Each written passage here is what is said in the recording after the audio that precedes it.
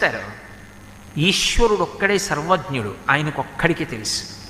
ఇన్ని కోట్ల జీవుల యొక్క పాపపుణ్యములన్నిటినీ కూడా ఎక్కడ చిన్న పొరపాటు లేకుండా ఆయన లెక్క కట్టుకుంటూ ఉంటాడు. ఎలా లెక్క కడతాడు? ఎక్కడో కూర్చుని అనుకోకండి, చిత్రగుప్తుడు అంటాను చూసారా, ఆయన ఎక్కడో యమధర్మరాజు గారి పక్కన కూర్చుని ఉండడు. ఇక్కడే ఊపిరి రూపంలో కూర్చుని గుప్తంగా ఖాతా రాసుకుంటూ ఉంటాడు. అందుకే చిత్రగుప్తుడు అంటే ఎవరో కాదు, భగవంతుడే. అందుకే కాంచీపురంలో చిత్రగుప్తుడికి దేవాలయం ఉంది ఇప్పటికీ. భగవానుడు కాలరూపంలో ఉండి, అందుకే భగవద్గీతలో కాల కలయతామహం అంటాడు. నేను కాలం రూపంలో ఉండి లెక్కలు కట్టుకుంటున్నానంటాడు. ఏ లెక్కలు? 2 లెక్కలు కడతాడు. ఏ శరీరంలో ఏ జీవుడు ఎంతకాలం ఉండాలి? ఈ శరీరం ఉంది, ఇందులో ఈ జీవుడు ఉన్నాడు. ఏదో పుట్టిన కొన్నాళ్ళకి మా నాన్నగారు దీనికి కోటేశ్వర శర్మ అని ఓ పేరు పెట్టారు.